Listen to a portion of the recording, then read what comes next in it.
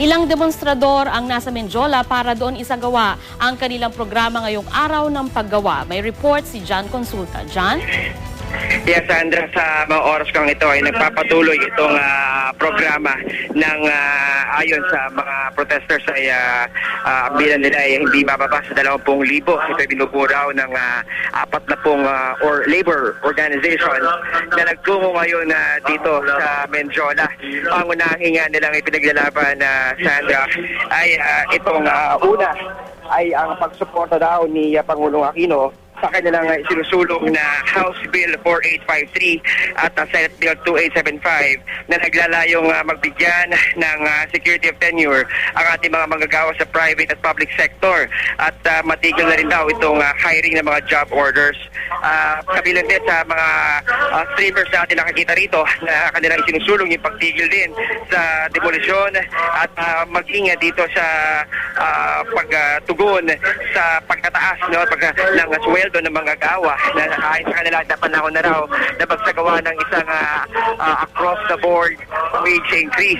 Sa mga sandaling ito, Sandra, ay nagsagawa ng pag-aawitan itong mga hanay ng labor groups at inaasahang tatagal to ng ilan pang minuto. No? Nagsimula ito kanina mga pasado alas 10. Inaasahang isang oras itatagal itong programa nila at patuloy raw nilang gagamitin itong pagkakataong ito para maipahayag sa buong bansa itong kanilang pagganais na maitaas daw ang antas ng mga manggagawa, lalo na sa nakusyat daw itong araw ng paggawa ngayong araw sa kanilang pagtutok sa palasyo para ito ay matugunan sa lalong madaling panahon. So yan muna, latest mula pa dito sa Menjola. Balik sa'yo, Sandra.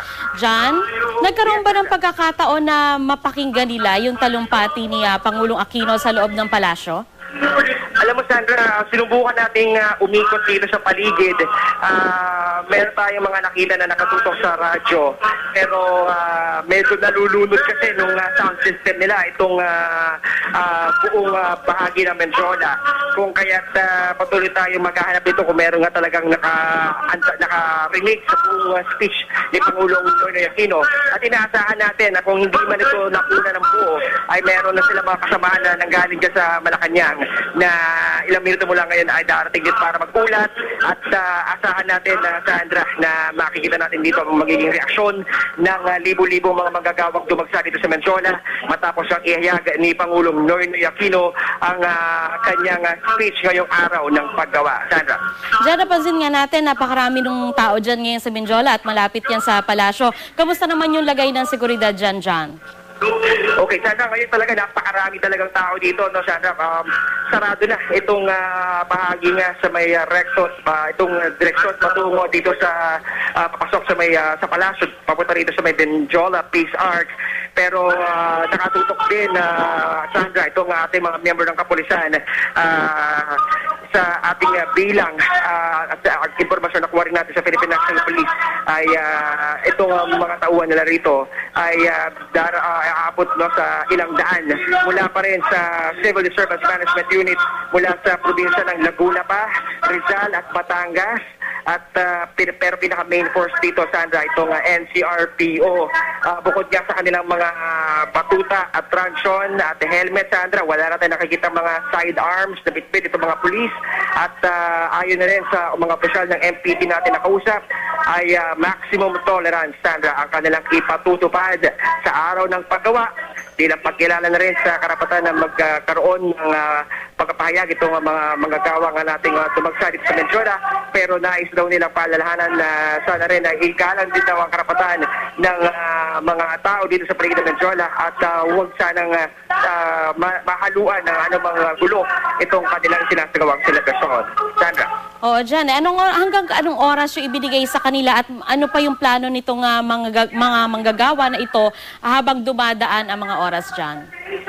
Ngayon, Sandra, actually tapos na yung kanina yung paglalatag nila nitong unity rope na patawagin nila. Ito'y inilatag nila mula dito sa pinakapaanan ng kanilang truck na ginawang entablado at umabot na dun hanggang sa pinakatulo ng kanilang hanay at sama-samang kumapit nga rito yung mga representatives ng iba't ibang organizations bilang simbolo raw na bagamat nagkakaiba sila ng mga grupong kinabibilangan ay nagkakaisa naman daw sila doon sa kanilang hangarin na mapabuti daw itong lagay ng uri manggagawa dito sa bansa. At ang tanging hiling daw nila, Sandra, dahil pagod na raw ang mga manggagawa sa kaliwat ka ng taas ng presyo ng bilihin, taas ng presyo ng langis, at napapanahon daw na tugulan na raw sana naman ng pamahalaan itong matagal na lang hinaing para maibsan daw kahit paano ang hirap ng mga manggagawa sa bansa. So ngayon, Sandra, inaasahan natin na nasa mga huling minuto na lamang itong programa na sinasagawa ngayon ng libo-libong mga labor organizations na nagpunta rito at inaantabayan na lamang natin dito, Sandra, yung kung magbibigay nga sila ng formal na reaksyon doon sa kanilang sa binigay na talumpati ni Pangulong Noynoy Aquino ngayong araw ng Labor Day. Sandra. Okay, ingat kayo dyan. Maraming salamat, John Consulta.